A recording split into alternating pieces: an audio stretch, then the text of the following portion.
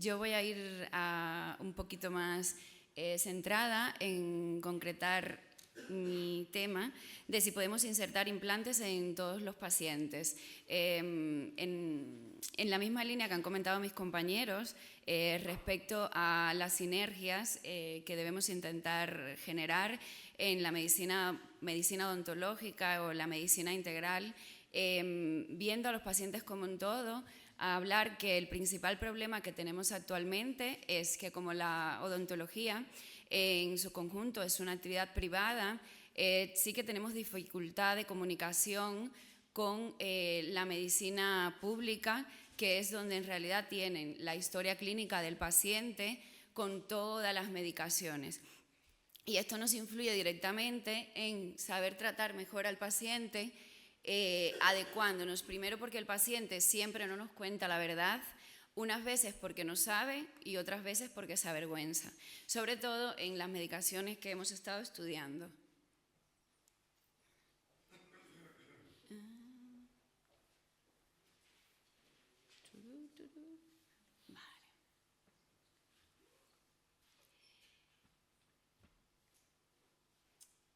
Centrarnos que está aumentando de manera exponencial el índice de fracaso en implantología oral en los últimos años. Si miramos el informe del Consejo, los últimos datos de los que disponemos, creo que son del 2021, y refieren a que se colocan en España 1,5 millones de implantes dentales al año. Este fracaso exponencial nos lleva a centrarnos en los esfuerzos que hacen los entes implicados. Por un lado, tendríamos la universidad como centro de investigación y las casas comerciales que están interesadas, por supuesto, en desarrollar todos los productos y en guiar, ayudar, contribuir a la investigación en la universidad. Sin la unión de todos los factores sería imposible todos los avances, porque yo me gradué en el 2006, actualmente yo creo que de todo lo que estudiamos en la carrera, lo único que es válido actualmente son las ciencias básicas, la biología, la anatomía, pero en referencia a materiales y a disponibilidad de tratamientos es increíble el avance que hay ahora y yo creo que antes que yo me jubile, bueno, que para cuando me toque jubilarme ya no sabré hacer prácticamente nada si no entramos en el tema de las actualizaciones. En este sentido, a nosotros nos habían, como centro de desarrollo y de tesis doctorales, una casa comercial nos había planteado hacer un estudio para testear una nueva superficie de implantes dentales. Como habló mi compañero Miguel, el proceso de desintegración es un proceso biológico y aquí intervienen dos cosas. Por un lado hay un proceso mecánico que influye en la macroestructura del implante, o sea, la geometría, la forma del implante, y por otro lado está la parte del proceso biológico donde influyen las superficies. Entonces tendríamos que testar una nueva superficie de implantes y se planteaba un estudio prospectivo, es decir, mirar en el tiempo de 12 meses cómo se comportaba esa nueva superficie en pacientes médicamente comprometidos y compararla con la superficie estándar y en pacientes sanos y sin medicaciones. Pero en medio de todo esto nos llega el COVID. En el COVID, como ya sabemos todos, no se podían hacer estudios clínicos, pero nos vamos todos a casa y la universidad sigue funcionando. Entonces tenemos que nos planteamos un estudio retrospectivo, es decir, analizar los implantes de los últimos 10 años de actividad clínica y en las búsquedas bibliográficas nos centramos en la toma de antidepresivos. Debido al aumento de la prevalencia de la depresión en el año 2020 como consecuencia del COVID, se incrementó de una forma exponencial el consumo de antidepresivos durante la pandemia y el periodo pospandemia. Desgraciadamente esto es una enfermedad que es más frecuente en el estrato social más desfavorecido y que incide más en las mujeres por la responsabilidad social que han asumido a lo largo de los últimos años. Entonces entendemos que la depresión se plantea ahora como una epidemia silenciosa de nuestra sociedad actual, pues según la OMS más de 350 millones de personas sufren depresión y en este sentido Galicia lidera el consumo de psicofármacos a nivel nacional. El 10% de la población toma antidepresivos, que es el doble de la media nacional. El envejecimiento de la población gallega influye en el aumento del consumo de psicofármacos y otros medicamentos. Y se estima que la mitad de las personas con morbilidad psiquiátrica en Galicia no ha sido ni será diagnosticada por la estigmatización social que acompaña estos padecimientos de los que hablábamos. La serotonina es una monoamina que contribuye a la sensación de bienestar y felicidad y sus alteraciones pueden conducir a padecer depresión y otros trastornos psiquiátricos. Los inhibidores selectivos de la recaptación de serotonina se han convertido en los fármacos antidepresivos más empleados a nivel mundial. Están indicados en el conjunto de trastornos depresivos, trastornos de la ansiedad, trastornos obsesivo-compulsivos o alteraciones alimentarias. Estos inhibidores selectivos de la recaptación de serotonina bloquean los transportadores de serotonina en las células óseas, causando efectos negativos en el metabolismo óseo, incrementando la diferenciación de los osteoclastos e inhibiendo la proliferación de los osteoblastos. Como resultado, disminuyen la masa y la densidad mineral ósea. Entonces, como objetivo principal de nuestra tesis, buscábamos había una relación significativa entre el consumo continuado de estos fármacos y el incremento global de pacientes portadores de implantes. Y a la vez intentamos valorar los objetivos secundarios, otros parámetros demográficos y clínicos, así como la concomitancia con el consumo de otros medicamentos y otras patologías. Los inhibidores de la recaptación de serotonina que estudiamos fueron los que figuran en el catálogo del SERGAS y nos centramos en registrar los criterios de fracaso en el momento de la explantación. Para ir un poquito más ajustados de tiempo, aquí vamos a pasar por alto todo lo que serían el proceso y las variables que se midieron en la tesis doctoral, recalcar que no había, que las diferencias demográficas no tuvieron ninguna implicación y si vamos un poquito más adelante, aquí tendríamos la comparación en el fracaso de implante con los factores sistémicos, donde ser fumador, diabetes y el uso de inhibidores selectivos de la recaptación de serotonina son los que tienen una influencia estadísticamente significativa en el fracaso de los implantes.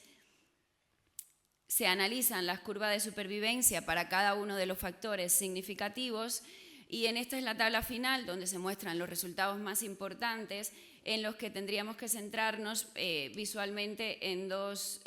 puntos. Primero, que en el análisis univariante, es decir, de cada factor por individual, el uso de inhibidores selectivos de la recaptación de serotonina, como podemos ver aquí en el primer punto, y la diabetes aumentan 4 veces el riesgo de fracaso de implantes y el fumador aumenta el doble. Y si vamos al análisis multivariante, que es decir, cuando estos factores concurren entre sí, el uso de inhibidores selectivos de la recaptación de serotonina tiene un riesgo ajustado de 3 veces más riesgo de padecer fracaso de implantes que los pacientes que no toman estos fármacos.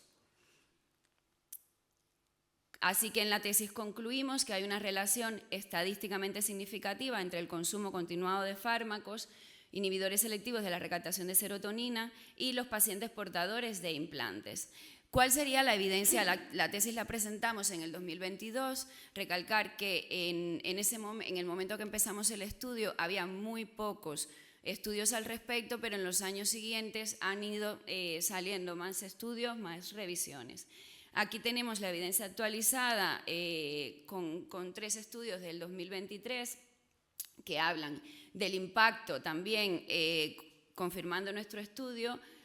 hablan del impacto del consumo de estos medicamentos en el fracaso de implante como más del doble, que produce cambios en el nivel óseo marginal y también que está asociado al fracaso temprano de implantes.